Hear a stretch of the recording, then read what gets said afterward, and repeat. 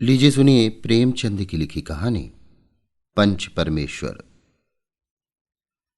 वाचन समीर गोस्वामी का है। जुम्मन शेख और अलगू चौधरी में गाढ़ी मित्रता थी। साझे में खेती होती थी, कुछ लेन देन में भी साझा था। एक को दूसरे पर अटल विश्वास था। जुम्मन जब हज करने गए थे तब अपना घर अलगू को सौंप गए थे, और अलगू जब कभी बाहर जाते तो जुम्मन पर अपना घर छोड़ देते थे। उनमें न खान पान का व्यवहार था, न धर्म का नाता, केवल विचार मिलते थे। मित्रता का मूल मंत्र भी यही है। इस मित्रता का जन्म उसी समय हुआ जब दोनों मित्र बालक ही थे और जुम्मन के पूज्य पिता जुमराती उन्हें शिक्षा प्रदान करते थे। अलगू ने गुरुजी की बहुत सेवा की थी, खूब रकाबियां मांझी, खूब प्याले धोए। उनका हुक्का एक क्षण के लिए भी विश्राम न लेने पाता था, क्योंकि प्रत्येक चिलम अलगू को आध घंटे तक किताबों से अलग कर देती थी। अलगू के पिता पुराने विचारों के मनुष्य थे। उन्हें शिक्षा की अपेक्षा गुरु की सेवा शुश्रूषा पर अधिक विश्वास था। वो कहते थे कि विद्या पढ़ने से नहीं आती, जो कुछ होता है गुरु के आशीर्वाद से। बस गुरु जी की कृपा दृष्टि चाहिए। अतएव यदि अलगू पर जुमराती शेख के आशीर्वाद अथवा सत्संग का कुछ फल न हुआ तो ये मानकर संतोष कर लेगा कि विद्योपार्जन में उसने यथाशक्ति कोई बात उठा नहीं रखी। विद्या उसके भाग्य ही में न थी तो कैसे आती। मगर जुमराती शेख स्वयं आशीर्वाद के कायल न थे। उन्हें अपने सोटे पर अधिक भरोसा था, और उसी सोटे के प्रताप से आज आसपास के गांव में जुम्मन की पूजा होती थी। उनके लिखे हुए रहननामे या बेनामे पर कचहरी का मुहर्रिर भी कलम न उठा सकता था। हल्के का डाकिया, कांस्टेबल और तहसील का चपरासी सब उनकी कृपा की आकांक्षा रखते थे। अतएव अलगू का मान उनके धन के कारण था, तो जुम्मन शेख अपनी अनमोल विद्या से ही सबके आदर पात्र बने थे। जुम्मन शेख की एक बूढ़ी खाला यानी मौसी थी। उसके पास कुछ थोड़ी सी मिल्कियत थी, परंतु उसके निकट संबंधियों में कोई न था। जुम्मन ने लंबे चौड़े वादे करके वो मिल्कियत अपने नाम लिखवा ली थी। जब तक दानपत्र की रजिस्ट्री न हुई थी तब तक खाला जान का खूब आदर सत्कार किया गया। उन्हें खूब स्वादिष्ट पदार्थ खिलाए गए, हलवे पुलाव की वर्षा सी की गई। पर रजिस्ट्री की मुहर ने इन खातिरदारियों पर भी मानो मुहर लगा दी। जुम्मन की पत्नी करीमन रोटियों के साथ कड़वी बातों के कुछ तेज तीखे सालन भी देने लगी। जुम्मन शेख भी निठुर हो गए। अब बेचारी खाला जान को प्रायः नित्य ही ऐसी बातें सुननी पड़ती थी। बुढ़िया न जाने कब तक जिएगी। 2-3 बीघे ऊसर क्या दे दिया, मानो मोल ले लिया। बघारी दाल के बिना रोटियां नहीं उतरती। जितना रुपया इसके पेट में झोंक चुके उतने से तो अब तक गांव मोल ले लेते। कुछ दिन खाला जान ने सुना और सहा, पर जब ना सहा गया तब जुम्मन से शिकायत की। जुम्मन ने स्थानीय कर्मचारी गृह स्वामी के प्रबंध में दखल देना उचित न समझा। कुछ दिन तक और यूं ही रोध होकर काम चलता रहा। अंत में एक दिन खाला ने जुम्मन से कहा, बेटा, तुम्हारे साथ मेरा निर्वाह न होगा। तुम मुझे रुपए दे दिया करो, मैं अपना पका खा लूंगी। जुम्मन ने धृष्टता के साथ उत्तर दिया, रुपए क्या यहां फलते हैं? खाला ने नम्रता से कहा, मुझे कुछ रूखा सूखा चाहिए भी कि नहीं? जुम्मन ने गंभीर स्वर से जवाब दिया, तो कोई ये थोड़ी ही समझा था कि तुम मौत से लड़कर आई हो। खाला बिगड़ गई। उन्होंने पंचायत करने की धमकी दी। जुम्मन हंसे, जिस तरह कोई शिकारी हिरन को जाल की तरफ जाते देखकर मन ही मन हंसता है। वो बोले, हाँ, जरूर पंचायत करो, फैसला हो जाए। मुझे भी ये रात दिन की खटखट पसंद नहीं। पंचायत में किसकी जीत होगी इस विषय में जुम्मन को कुछ भी संदेह न था। आसपास के गांवों में ऐसा कौन था जो उनके अनुग्रहों का ऋणी न हो? ऐसा कौन था जो उसको शत्रु बनाने का साहस कर सके? किसमें इतना बल था जो उसका सामना कर सके? आसमान के फरिश्ते तो पंचायत करने आवेंगे नहीं। इसके बाद कई दिन तक बूढ़ी खाला हाथ में एक लकड़ी लिए आसपास के गांव में दौड़ती रही। कमर झुककर कमान हो गई थी। एक एक पग चलना दूभर था, मगर बात आ पड़ी थी, उसका निर्णय करना जरूरी था। बिरला ही कोई आदमी होगा जिसके सामने बुढ़िया ने दुख के आंसू न बहाए हों। किसी ने तो यूं ही ऊपरी मन से हूं हां करके टाल दिया, और किसी ने इस अन्याय पर जमाने को गालियां दी। कहा, कब्र में पांव लटके हुए हैं, आज मरे कल दूसरा दिन, पर हवस नहीं मानती। अब तुम्हें क्या चाहिए? रोटी खाओ और अल्लाह का नाम लो। तुम्हें अब खेती बाड़ी से क्या काम है? कुछ ऐसे सज्जन भी थे जिन्हें हास्य रस के रसास्वादन का अच्छा अवसर मिला। झुकी हुई कमर, पोपला मुंह, सनके से बाल, इतनी सामग्री एकत्र हो तब हंसी क्यों ना आवे। ऐसे न्यायप्रिय, दयालु, दीन वत्सल पुरुष बहुत कम थे जिन्होंने उस अबला के दुखड़े को गौर से सुना हो और उसको सांत्वना दी हो। चारों ओर से घूम घाम कर बेचारी अलगू चौधरी के पास आई, लाठी पटक दी और दम लेकर बोली, बेटा तुम भी दम भर के लिए मेरी पंचायत में चले आना। अलगू, मुझे बुलाकर क्या करोगे? कई गांव के आदमी तो आवेंगे ही। खाला, अपनी विपत तो सबके आगे रो आई, अब आने ना आने का अख्तियार उनको है। अलगू, यूं आने को आ जाऊंगा मगर पंचायत में मुंह ना खोलूंगा। खाला, क्यों बेटा? अलगू, अब इसका क्या जवाब दूं? अपनी खुशी, जुम्मन मेरा पुराना मित्र है, उससे बिगाड़ नहीं कर सकता। खाला, बेटा क्या बिगाड़ के डर से ईमान की बात ना कहोगे? हमारे सोए हुए धर्म ज्ञान की सारी संपत्ति लुट जाए तो उसे खबर नहीं होती, परंतु ललकार सुनकर वो सचेत हो जाता है, फिर उसे कोई जीत नहीं सकता। अलगू इस सवाल का कोई उत्तर न दे सका, पर उसके हृदय में ये शब्द गूंज रहे थे, क्या बिगाड़ के डर से ईमान की बात न कहोगे? संध्या समय एक पेड़ के नीचे पंचायत बैठी। शेख जुम्मन ने पहले से ही फर्श बिछा रखा था। उन्होंने पान, इलायची, हुक्के, तंबाकू आदि का प्रबंध भी किया था। हाँ, वो स्वयं अलबत्ता अलगू चौधरी के साथ जरा दूर पर बैठे हुए थे। जब पंचायत में कोई आ जाता था तब दबे हुए सलाम से उसका स्वागत करते थे। जब सूर्य अस्त हो गया और चिड़ियों की कलरव युक्त पंचायत पेड़ों पर बैठी, तब यहां भी पंचायत शुरू हुई। फर्श की एक एक अंगुल जमीन भर गई, पर अधिकांश दर्शक ही थे। निमंत्रित महाशयों में से केवल वे ही लोग पधारे थे जिन्हें जुम्मन से अपनी कुछ कसर निकालनी थी। एक कोने में आग सुलग रही थी। नाइक ताबड़तोड़ चिलम भर रहा था। ये निर्णय करना असंभव था कि सुलगते हुए उपलों से अधिक धुआं निकलता था या चिलम के दमों से। लड़के इधर उधर दौड़ रहे थे, कोई आपस में गाली गलौज करते और कोई रोते थे। चारों तरफ कोलाहल मच रहा था। गांव के कुत्ते इस जमाव को भोज समझकर झुंड के झुंड जमा हो गए थे। पंच लोग बैठ गए तो बूढ़ी खाला ने उनसे विनती की, पंचो आज 3 साल हुए मैंने अपनी सारी जायदाद अपने भांजे जुम्मन के नाम लिख दी। इसे आप लोग जानते ही होंगे। जुम्मन ने तो मुझे ताहयात रोटी कपड़ा देना कबूल किया। साल भर तो मैंने इसके साथ रो धोकर काटा, पर अब रात दिन का रोना नहीं सहा जाता। मुझे न पेट की रोटी मिलती है न तन का कपड़ा। बेकस बेवा हूं, कचहरी दरबार नहीं कर सकती। तुम्हारे सिवा और किसको अपना दुख सुनाऊं? तुम लोग जो राह निकाल दो उसी राह पर चलूं। अगर मुझ में कोई ऐब देखो तो मेरे मुंह पर थप्पड़ मारो। जुम्मन में बुराई देखो तो उसे समझाओ क्यों एक बेकस की आह लेता है। मैं पंचों का हुक्म सिर माथे पर चढ़ाऊंगी। रामधन मिश्र, जिनके कई असामियों को जुम्मन ने अपने गांव में बसा लिया था, बोले, जुम्मन मियां, किसे पंच पत्ते हो? अभी से इसका निपटारा कर लो, फिर जो कुछ पंच कहेंगे वही मानना पड़ेगा।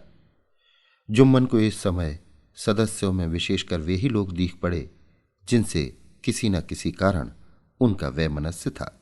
जुम्मन बोले, पंचों का हुक्म अल्लाह का हुक्म है।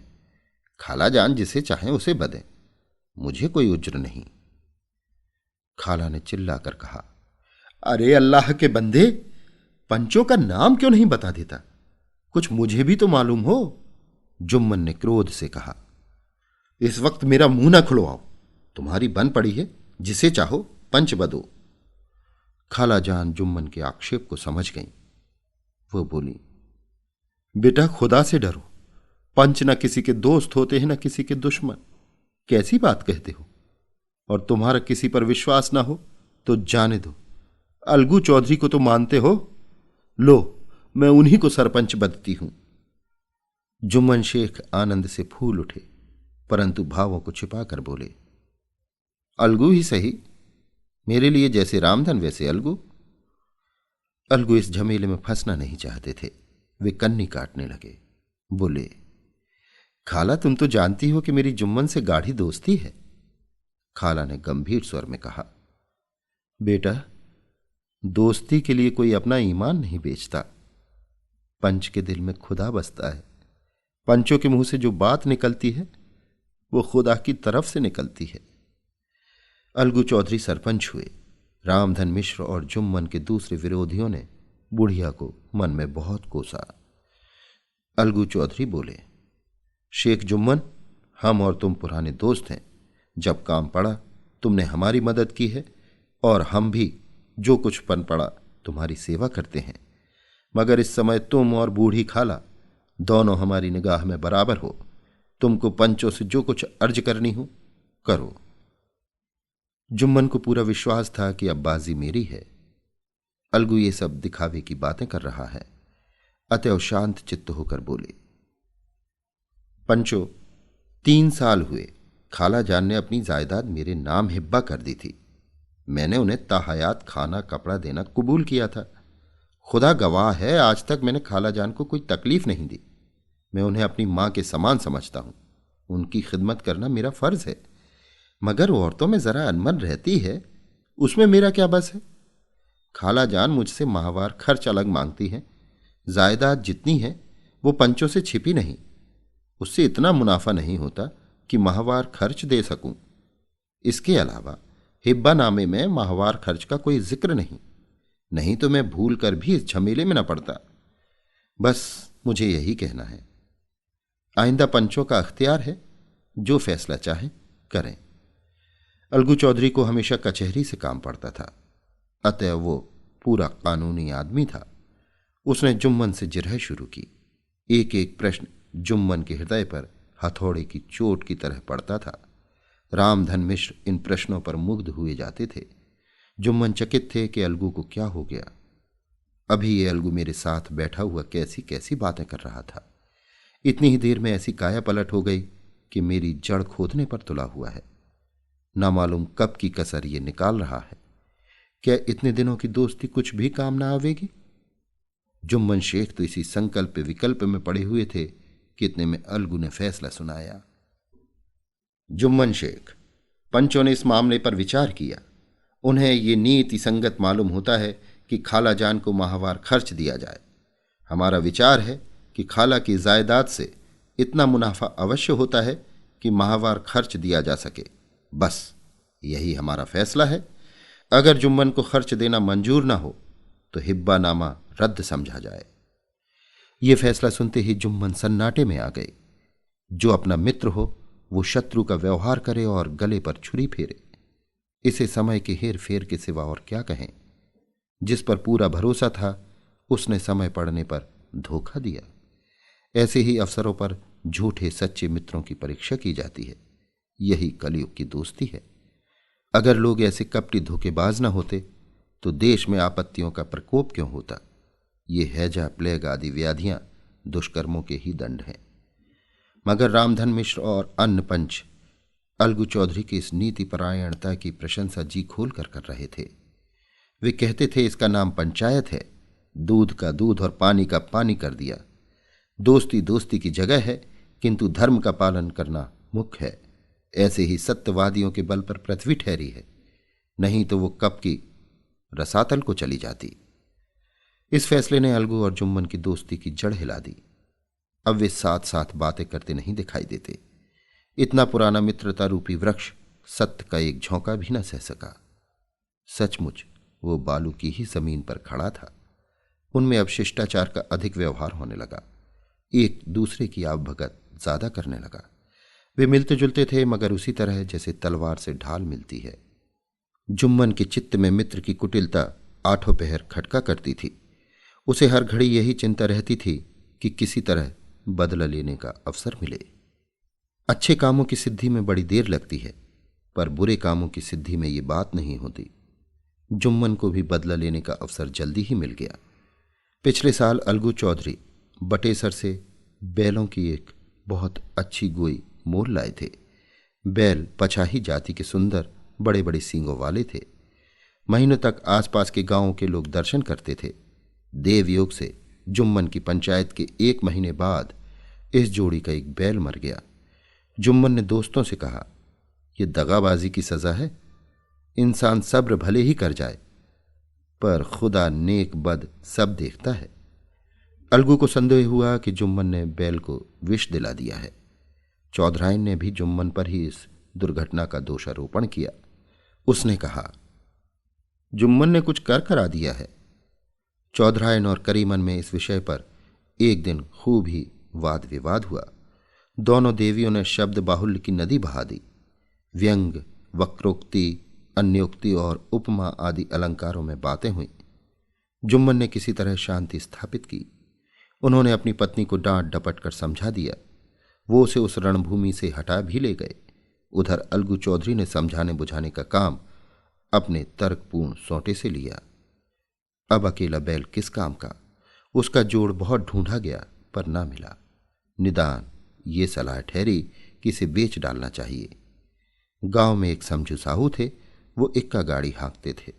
गांव के गुड़ घी लाद कर मंडी ले जाते, मंडी से तेल नमक भर लाते और गांव में बेचते।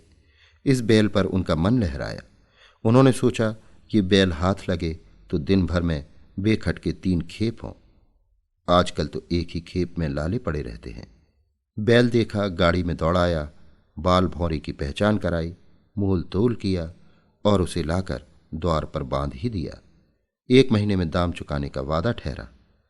चौधरी को भी गरज थी ही, घाटे की परवाह न की। समझू साहू ने नया बैल पाया तो लगे उसे रगेदने। वो दिन में 3-3, 4-4 खेपे करने लगे। न चारे की फिक्र थी न पानी की, बस खेपों से काम था। मंडी ले गए, वहां कुछ सूखा भूसा सामने डाल दिया। बेचारा जानवर अभी दम भी न ले पाया था कि फिर जोत दिया। अलगू चौधरी के घर था तो चैन की बंशी बजती थी। बैलराम छठे छमाहे कभी बहली में जोते जाते थे। खूब उछलते कूदते और कोसों तक दौड़ते चले जाते थे।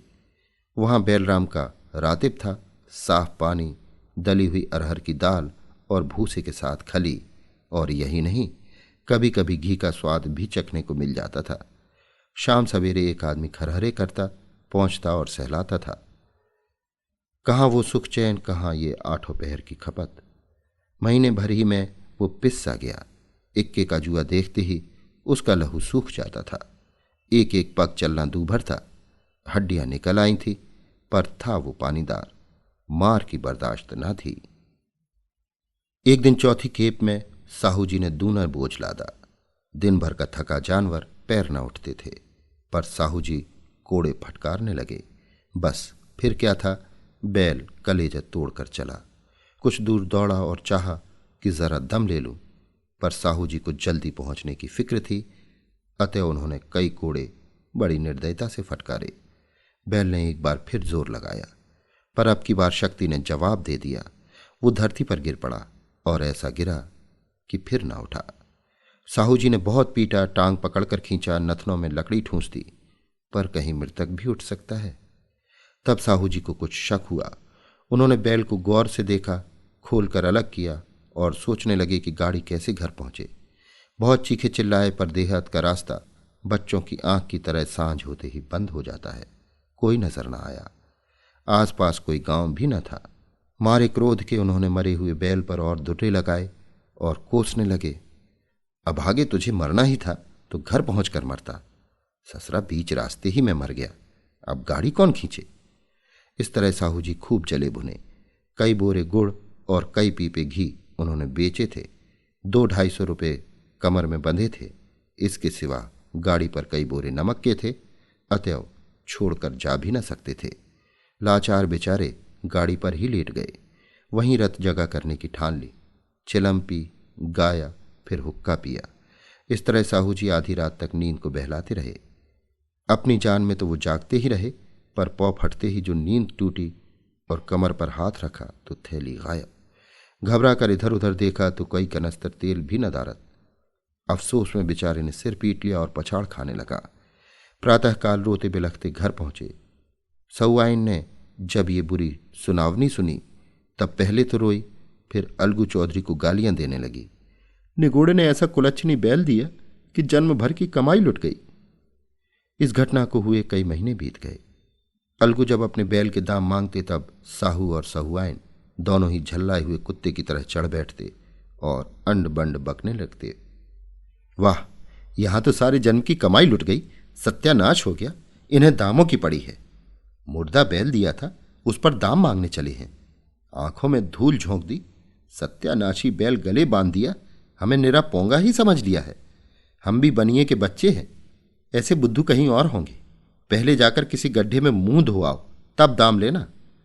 ना जी मानता हो तो हमारा बैल खोल ले जाओ, महीना भर के बदले 2 महीना जोत लो, और क्या लोगे। चौधरी के अशुभ चिंतकों की कमी न थी।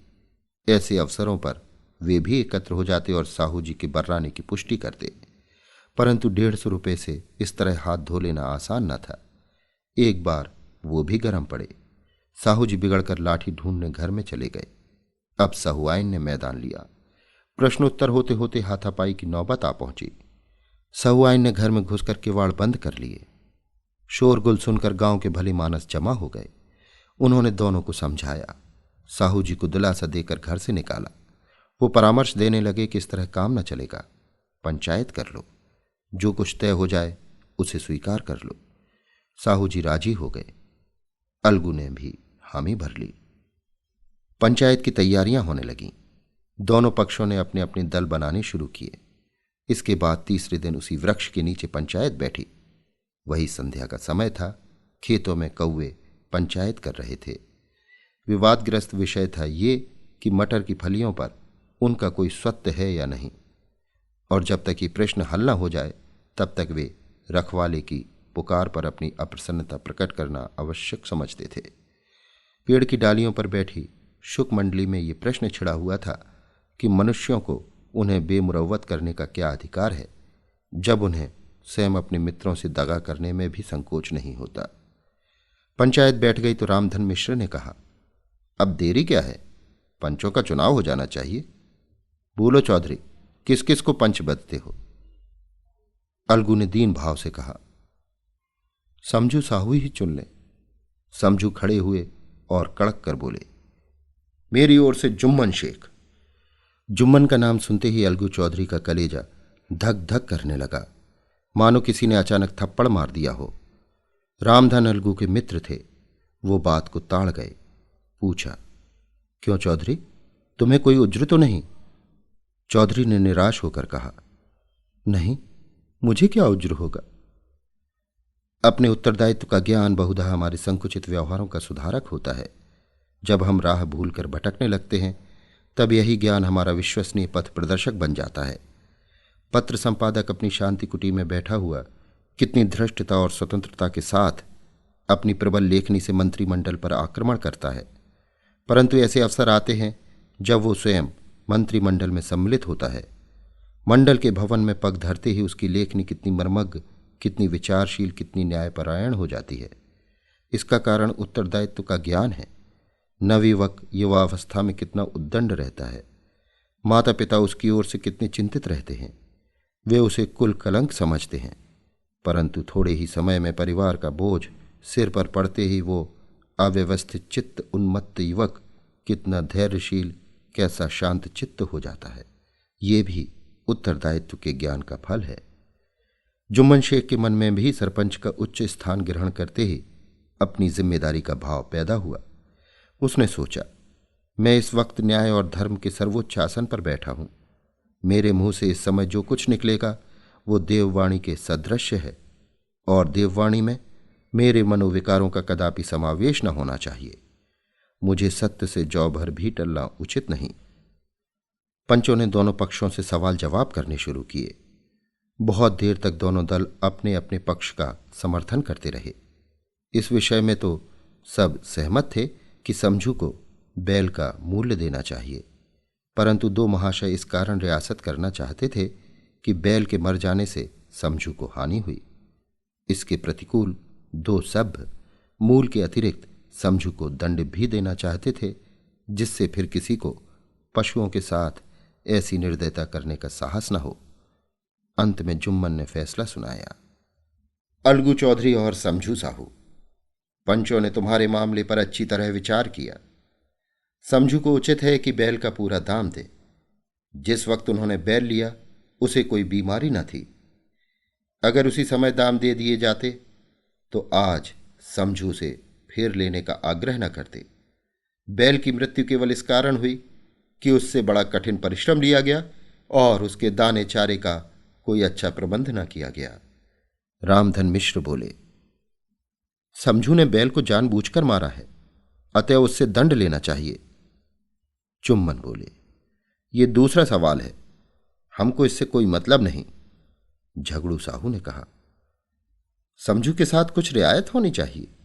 जुम्मन बोले, ये अलगू चौधरी की इच्छा पर निर्भर है, ये रियायत करे तो उनकी भलमनसी। अलगू चौधरी फूले न समाये, उठ खड़े हुए और जोर जोर से बोले, पंच परमेश्वर की जय।